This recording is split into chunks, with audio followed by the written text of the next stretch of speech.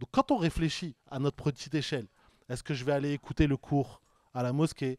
Est-ce que je vais m'inscrire à l'Institut de formation de sciences islamiques? Est-ce que je vais reprendre une inscription en thèse, même si j'ai terminé mes études depuis longtemps? Est-ce que je vais prendre des petits cours bonus pour bien parler arabe, bien comprendre et avoir accès aux sources par moi-même? Bien entendu que ça se pose dans des termes qui sont des termes individuels. Est-ce que je peux? Qu'est-ce que ça va m'apporter? Comment je vais m'y prendre? Mais ça se pose aussi dans des termes collectifs, parce que si moi, jeune homme, jeune femme, père de famille, mère de famille, je me dote de ce savoir, c'est pas juste moi qui vais y avoir accès, c'est ma famille entière. Si demain, je me prédestine à diriger une entreprise, ou à diriger une association, ou à fonder une école, ou à fonder une structure, c'est pas uniquement moi qui vais avoir accès à ces savoirs, c'est l'ensemble de cette structure et de ses usagers qui vont en bénéficier. Bismillah ar-Rahman ar-Rahim, wa salatu salam ala rasulillah, amma ba'd, assalamu alaikum wa rahmatullahi wa barakatuh. Alors je sais pas si vous m'entendez correctement, si vous me voyez correctement. Moi j'ai l'impression que je suis câblé en fait. Je suis câblé, je suis bien. J'ai quatre micros. J'ai un sur CNN, un sur la préfecture, un sur je sais pas quel blog encore. Mais là c'est bon. Là, s'il y a quelqu'un qui m'entend pas, c'est pas de la faute de la technologie. Ok. Donc juste pour commencer, j'aimerais juste qu'on prenne un petit temps chacun, chacune, Inch'Allah, pour remercier et faire dua pour les frères et sœurs qui ont organisé cette journée. Je sais qu'on vous le dit régulièrement que ce qui se passe derrière la scène, c'est quelque chose qui est beaucoup plus laborieux que ce qui se passe devant. Je voudrais qu'on prenne le temps de comprendre pourquoi en fait. De comprendre que pour qu'une journée comme celle d'aujourd'hui puisse avoir lieu, il y a des préparations qui dépassent ce que vous pouvez imaginer. Les frères et sœurs qui organisent la journée d'aujourd'hui, avant même d'être là pour vous servir le repas, avant même d'être là pour vous accueillir le matin, avant même d'être là pour vous informer de la journée d'aujourd'hui, avant même d'avoir accès à la salle, avant même que toute cette logistique physique se mette en place, ils travaillent en fait pendant des semaines, des mois, parfois des années, ne serait-ce que pour savoir comment organiser un événement comme celui d'aujourd'hui. Pour pouvoir nous accueillir, chacun et chacune aujourd'hui, ils passent par des hauts et des bas que vous imaginez même pas. On vous annule la salle, on vous envoie des menaces, on va essayer de déstabiliser votre entreprise, votre travail, votre famille. Parfois, ça va se passer avec l'époux ou avec l'épouse. Parfois, ça va se passer avec les parents. Et des fois, on est timide de vous le dire et on a la hashma, on a la modestie de vous le dire. C'est le cas pour les frères et sœurs qui organisent aujourd'hui. Mais moi, je pense véritablement, et je vous le dis parce que c'est pas de moi qu'il s'agit, je pense qu'il y a une dimension héroïque. Je pense qu'il y a une dimension parfois même épique. Je pense qu'il y a une dimension de courage et d'intégrité que l'on sous-estime totalement dans le tissu associatif musulman en France. Parce qu'on pense que ça va de soi en fait. On pense qu'on organise une conférence sur des questions islamiques comme on organise un mariage. D'ailleurs, je suis dans le fauteuil, tu vois, de mariage, je sais pas qui va. J'ai pas prévu de retop qui que ce soit aujourd'hui. Mais j'essaie d'insister avec vous pour comprendre que c'est pas juste une rencontre, un repas, une logistique, des lumières, des vidéos, et ainsi de suite. C'est pas juste ça en fait. C'est toute une génération qui prépare le fait de pouvoir organiser des événements comme celui-ci. C'est les doigts des mamans et des papas. C'est le travail de nos imams. C'est le travail de nos frères et sœurs, et parmi eux les bénévoles. C'est le travail d'une enseignante ou d'un enseignant, ou comme la sœur Nibel, qui a dédié en fait l'essentiel de son temps libre à faire en sorte que le nôtre soit rempli utilement. D'accord? Donc j'aimerais juste que, le plus sincèrement du monde, le plus intimement du monde, on prenne le temps de faire de rap pour eux. Et si vous avez l'occasion de les croiser sur le chemin du retour tout à l'heure au moment de la pause ou au moment du départ, individuellement, d'aller les remercier, de leur dire quelques mots, de leur dire aussi pourquoi est-ce que c'est important pour vous. Parce que quand tu passes tes nuits à recevoir des messages qui sont problème sur problème sur problème, quand tu commences à même douter de pourquoi tu fais tout ça, parce que tu reçois que des coups de pression et que des obstacles et que des difficultés, tu as besoin que tes frères et sœurs soient pas juste dans un rôle de je viens, je consomme, je repars. Non, prennent ton relais, viennent te soutenir, viennent t'aider et à minima te dire pourquoi est-ce que ça compte pour eux. Voilà. Donc qu'Allah subhanahu wa ta'ala vous récompense les frères et sœurs, qu'Allah subhanahu wa ta'ala vous ouvre vraiment les portes de son firdaus sans le moindre jugement.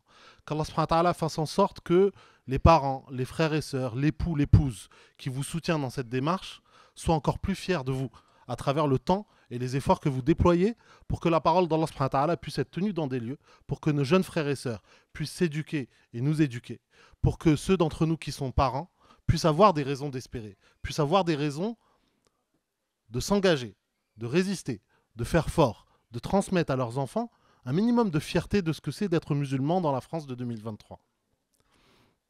Je voulais ensuite introduire mon propos avec une histoire en fait, une histoire qu'un cheikh avait racontée et qui m'avait touché particulièrement. C'est celle d'un jeune enfant qui s'appelait Malik. Ce Malik, c'est pas n'importe quel Malik, c'est l'imam Malik. Sauf qu'il n'a pas toujours été l'imam Malik. Donc je vous raconte l'histoire comme l'imam nous l'a raconté.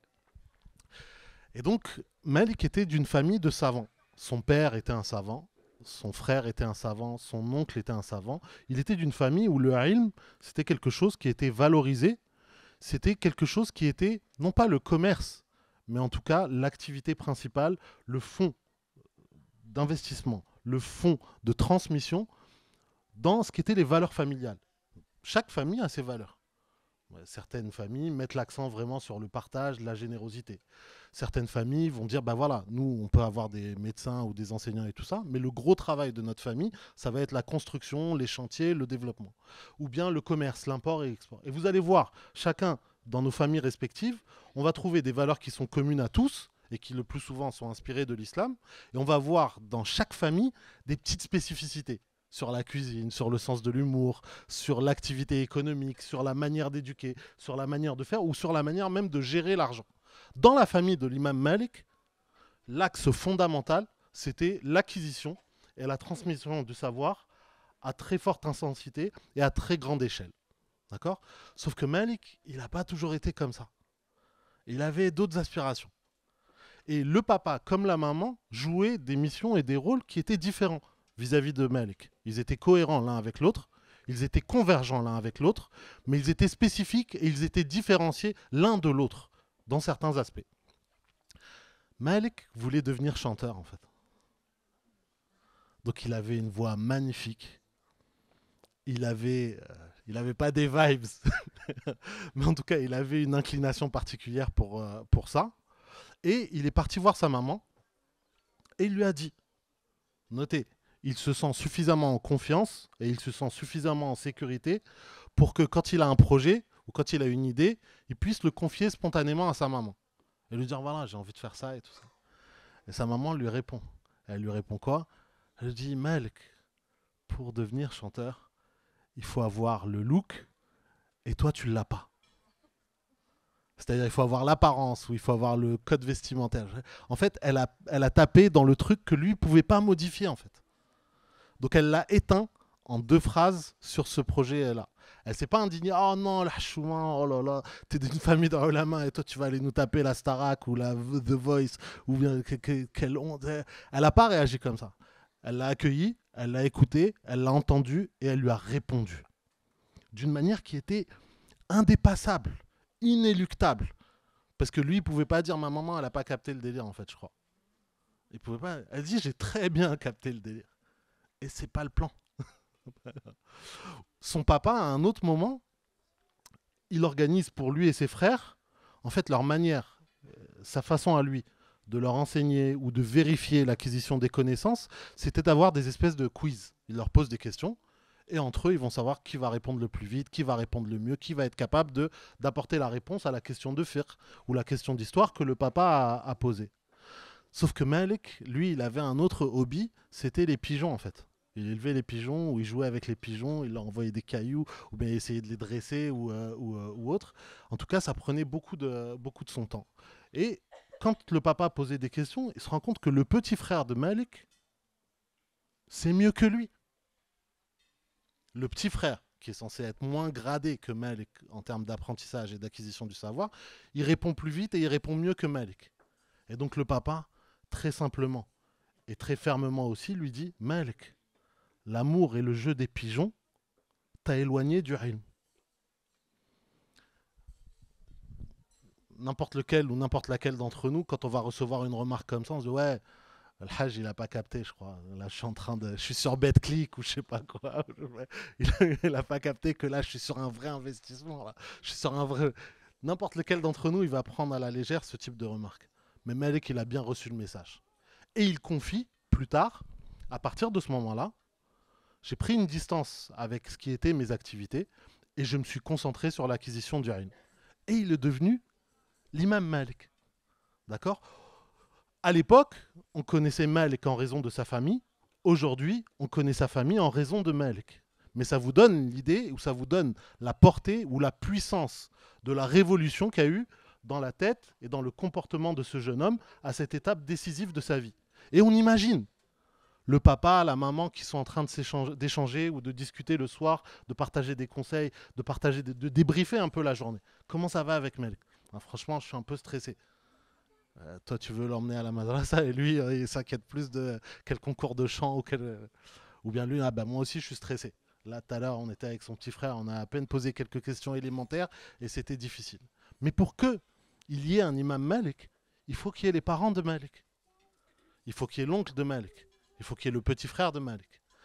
En d'autres termes, il faut qu'il y ait un environnement dans lequel la notion de ilm, la notion d'éducation, dans tous ses aspects, que ce soit dans ses aspects de science islamique, exigeante, méthodologique, dure parfois, parce qu'apprendre du fiqh et apprendre des règles et ainsi de suite, c'est pas toujours évident a priori. Il faut qu'il y ait tout cet environnement-là, mais aussi il faut qu'il y ait la notion d'apprentissage du point de vue de la tarbiyya, du comportement, des valeurs, de la transmission, des règles morales, du comportement dans ses plus triviaux aspects. Comment on mange, comment on se nettoie, comment on se comporte, comment on pose une question à papa ou à maman, comment on se comporte avec son petit frère ou sa petite sœur.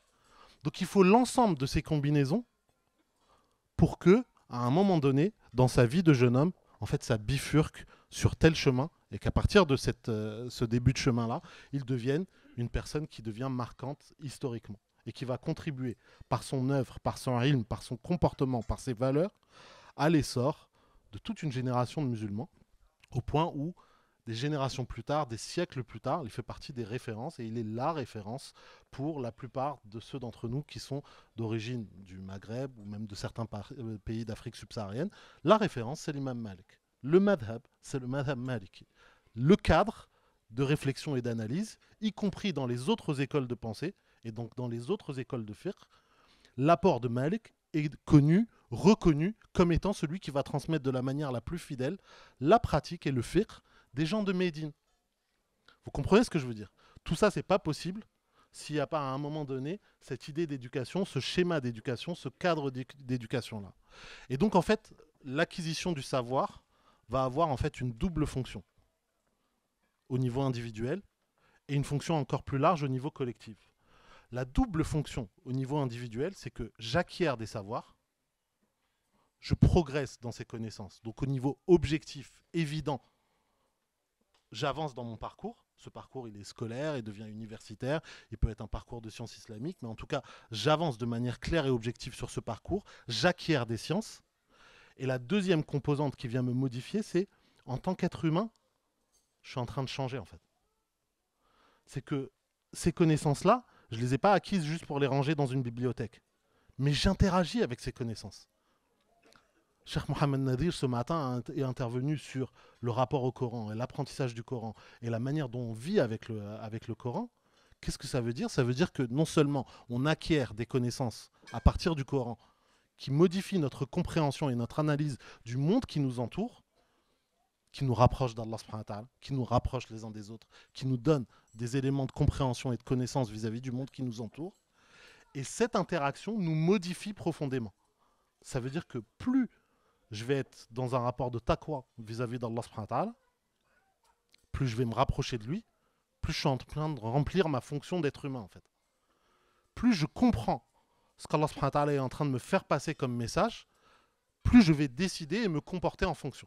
Donc en tant qu'être humain, je suis modifié, altéré, renforcé par le savoir que j'acquiers. Donc ça, c'est les deux composantes au niveau individuel. Et au niveau collectif, c'est encore plus fort. Parce que l'acquisition de ce savoir me permet ensuite non seulement de me comporter d'une meilleure façon. Et donc ça a un impact sur la vie des autres. Mais en plus, comme c'est une responsabilité de l'acquérir et de le transmettre, en fait, je viens de créer une nouvelle école, en fait. S'il n'a pas acquis le savoir, il ne fonde pas une école de pensée. S'il ne fonde pas une école de pensée, il ne rend pas disponible pour toutes les générations futures des schémas académiques et islamiques de production juridique qui vont rendre possible la pratique de l'islam aux quatre coins du monde. Donc l'acquisition du savoir au niveau individuel, bah, bravo Alek, on est content pour toi. Tu vois, ça va changer ta vie et tu vas progresser, tu vas être diplômé et même pour toi ce sera un khair parce que tu as acquis des connaissances qui font que tu es une meilleure femme, un meilleur homme, un meilleur jeune homme, une meilleure personne. Mais en plus au niveau collectif, on vient de se doter d'une infrastructure qui va avoir un impact pour toutes les générations futures. D'accord? Donc quand on réfléchit à notre petite échelle, est-ce que je vais aller écouter le cours à la mosquée? Est-ce que je vais m'inscrire à l'Institut de formation de sciences islamiques? Est-ce que je vais reprendre une inscription en thèse, même si j'ai terminé mes études depuis longtemps? Est-ce que je vais prendre des petits cours bonus pour bien parler arabe, bien comprendre et avoir accès aux sources par moi-même? Bien entendu que ça se pose dans des termes qui sont des termes individuels. Est-ce que je peux? Qu'est-ce que ça va m'apporter? Comment je vais m'y prendre? Mais ça se pose aussi dans des termes collectifs, parce que si moi, jeune homme, jeune femme, père de famille, mère de famille, je me dote de ce savoir, c'est pas juste moi qui vais y avoir accès, c'est ma famille entière. Si demain, je me prédestine à diriger une entreprise, ou à diriger une association, ou à fonder une école, ou à fonder une structure, c'est pas uniquement moi qui vais avoir accès à ces savoirs, c'est l'ensemble de cette structure et de ses usagers qui vont en bénéficier. Et vous le voyez très bien, celles et ceux d'entre nous qui ont eu l'occasion de travailler avec des entrepreneurs ou bien des dirigeants d'associations ou des dirigeants d'entreprises, vous savez tout de suite si lui, il a eu le ABC de comment on se comporte dans les transactions et de comment on se comporte dans le cadre du travail.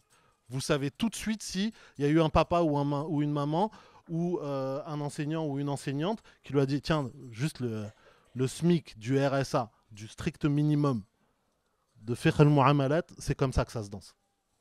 Quand on fait un deal, c'est comme ça que ça se négocie. Quand on formule une parole, c'est comme ça qu'elle s'écrit. Quand on prend un engagement, c'est comme ça qu'il se concrétise. Et vous voyez comment un petit quantum de savoir va avoir un impact sur tous les employés de cette entreprise, tous les clients de ce restaurant, toutes les consommatrices de cet institut de santé ou de soins ou de beauté, toutes les personnes qui vont s'asseoir pour apprendre le Coran ici, ou pour lire ici, ou pour avoir le b.a.-ba des activités de sport, et ainsi de suite. Donc il y a cette dimension individuelle et il y a cette dimension collective. Maintenant, l'une des questions principales qui me sont posées la plupart du temps quand j'interviens en conférence, c'est dans le contexte de la France de 2023, on sent que ça commence à piquer un petit peu, pour parler très poliment. On sent que ça pique un peu, quoi. Et c'est pas que une question d'islamophobie. Il y a ce phénomène massif qui touche des millions de personnes et qui les touche directement par le biais d'une discrimination, d'un propos hostile, d'une violence, d'une mosquée fermée, d'un cimetière profané, d'une école qui est interdite, d'une conférence qui est annulée, et ainsi de suite. Donc là, ça va vous toucher directement.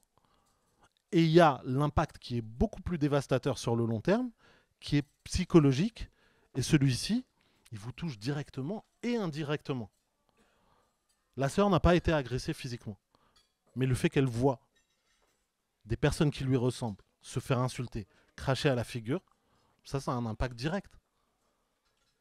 Le frère n'a pas été touché directement, mais par exactement le même incident, il se dit que le jour où sa fille viendra lui dire papa, est-ce que je peux porter le hijab, je sens que c'est le moment pour moi, il est obligé d'anticiper à 3 coups, ou à 4 années, ou à 5 années, comment est-ce qu'il va expliquer à sa jeune fille qu'il y a des espaces où ça va devenir dangereux. Il y a des gens de notre entourage qui vont le voir comme quelque chose de problématique. À l'école, voilà comment on va te surveiller. À l'extérieur de l'école, voilà comment on va te surveiller. Le frère a été visé, exclu, insulté parce qu'il a passé le salem dans une entreprise et il a perdu son job à l'aéroport à cause de ça. Ou bien parce qu'il porte une barbe le jour du mariage ou le jour de je sais pas quelle rencontre familiale, on lui a dit Hamid, Je préférais quand tu étais comme ci, et là maintenant tu commences à donner des leçons comme ça commence à poser problème. Donc il va être affecté directement. Mais il va être aussi affecté indirectement parce que tout le monde a vu que voilà comment on traite tel imam. Et voilà comment on traite tel enseignant.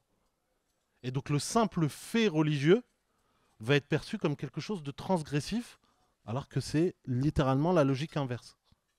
Vous comprenez ce que je veux dire? Il y a quelques années, il y a 10 ans, 15 ans, 20 ans, quand on travaillait ou quand on faisait du travail associatif dans un quartier, même le pire des voyous, j'ai bien dit le du pire des voyous, quand il va voir une maman ou un papa musulman, il va hachem. Il va hachem un petit peu. Parce que la norme morale qui était la sienne, même dans les bêtises, c'était de dire peut-être un jour je vais me corriger, peut-être un jour je vais aller sur le bon chemin, peut-être un jour je vais essayer de faire mieux et tout ça. Mais la norme, elle était bel et bien présente. Je vole, je deal, je fais zina, je bois de l'alcool, je fais les pires bêtises, mais Inch'Allah, un jour, Allah subhanahu wa ta'ala, il va me guider et je vais revenir sur le bon chemin.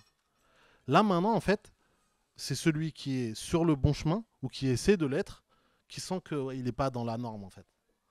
Je dois justifier de pourquoi je vais faire salat. Je dois justifier de pourquoi je porte un hijab. Je dois justifier pourquoi, même si je porte pas un hijab, j'essaie de mettre des vêtements un peu plus amples parce que j'ai pas envie que les gens me regardent de telle manière ou de telle manière. Eux, leur regard, il est à questionner. Moi, ma manière de m'habiller, elle est à choisir. Donc avant tous ces choix qui sont censés être des choix anodins, qu'est-ce que je mets aujourd'hui? Qu'est-ce que je fais aujourd'hui? Je dois anticiper toutes ces choses-là. Au point où,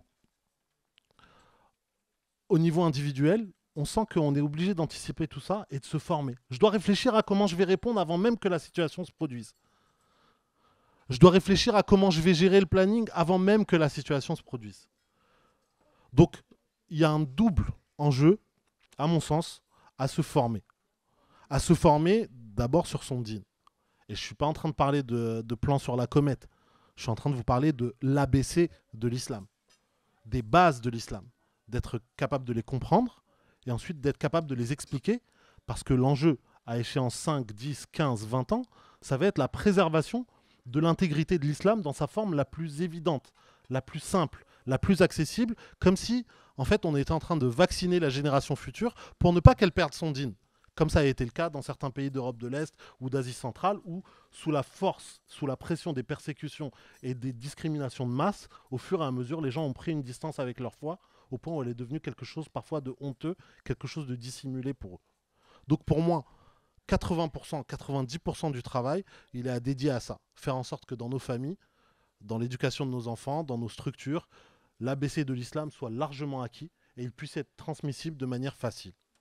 Et puis ensuite, il y a tout un domaine qui est le domaine qu'on appelle des soft skills, c'est-à-dire la manière de s'exprimer, la manière de gérer des rapports conflictuels, la manière de s'organiser, la manière de prendre une décision. Et pour ça, quand on regarde dans la vie des gens, on se rend compte qu'on n'a pas été formé pour ça. À l'école, on a appris les maths, la soudure, la médecine, on a appris l'ingénierie ou bien la compta ou autre, mais on n'a pas appris à apprendre.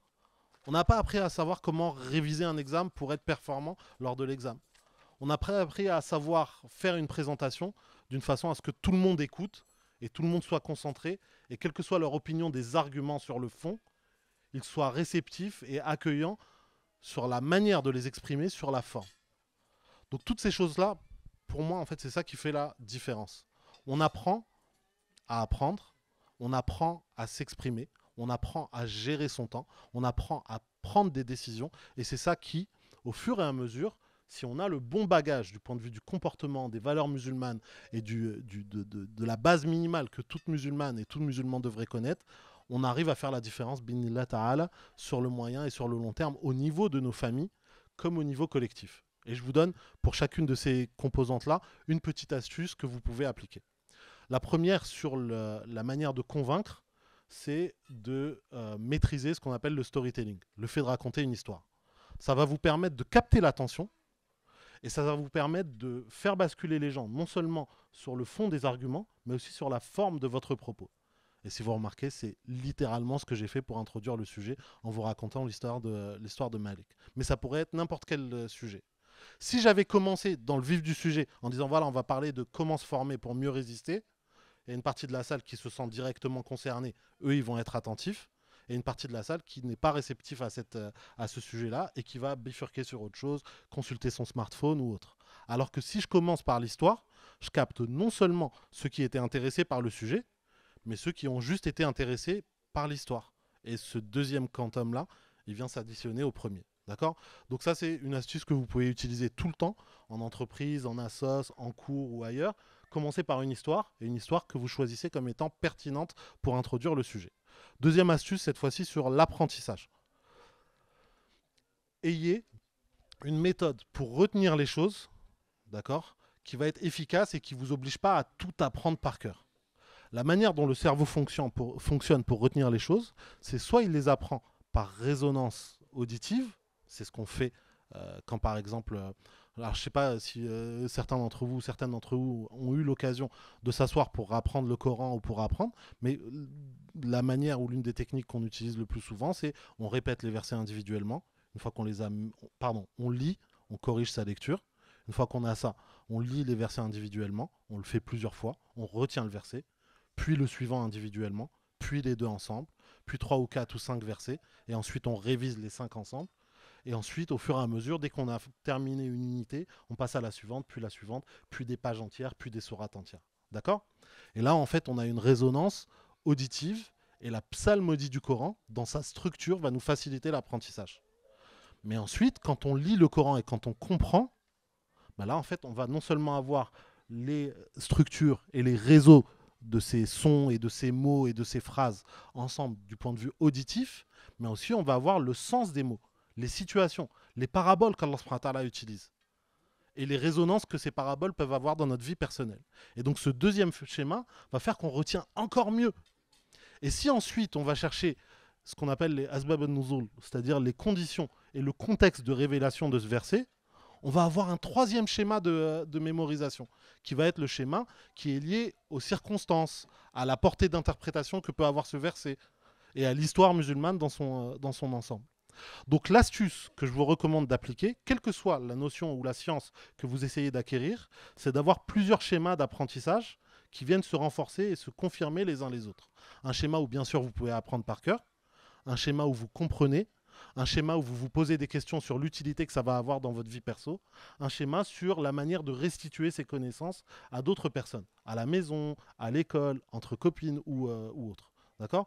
Et ça fait que vous ne retenez pas uniquement ce que vous avez gardé par cœur, mais toutes les choses qui vont venir se greffer au fur et à mesure, et vous n'allez jamais oublier ça. Et en plus, vous allez comprendre au lieu de juste retenir. Troisième astuce, ça va être sur la prise de décision. D'accord?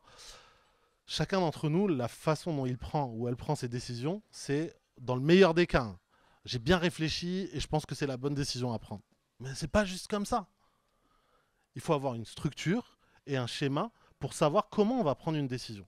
Et donc il faut avoir une réflexion sur la réflexion de comment on va prendre une décision. Allah subhanahu wa ta'ala, de manière très simple, et le prophète sallallahu alayhi wa sallam, ils nous ont enseigné une manière, la prière de la consultation.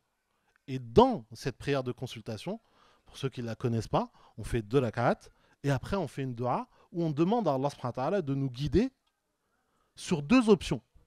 Soit le fait de valider le chemin sur lequel on est en train de réfléchir, de tiens, est-ce que ce mariage est valide, est-ce que ce job est valide, est-ce que ce chemin d'études est le meilleur pour moi, et ainsi de suite.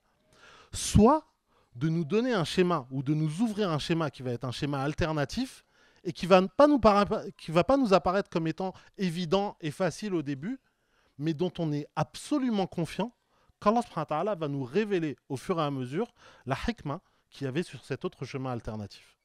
Donc en fait, quand on accomplit cette prière et quand on formule cette dua, on a fait ce qu'on appelle notre due diligence, on a étudié un petit peu le sujet et les 2 options, mais on s'en remet vraiment à Allah subhanahu wa ta'ala pour que soit il nous facilite l'une, soit il nous facilite une autre alternative qu'on ne va pas forcément voir comme évidente.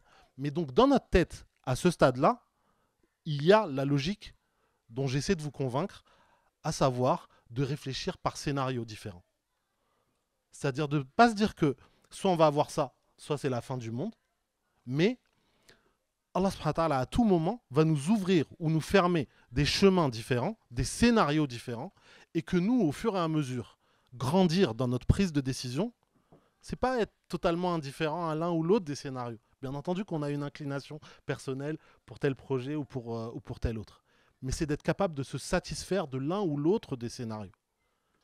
Ça va réduire le niveau de pression dans la prise de décision, ça va augmenter le niveau de préparation sur chacun de ces scénarios, et ça va diminuer l'effet de surprise négatif qu'on peut avoir.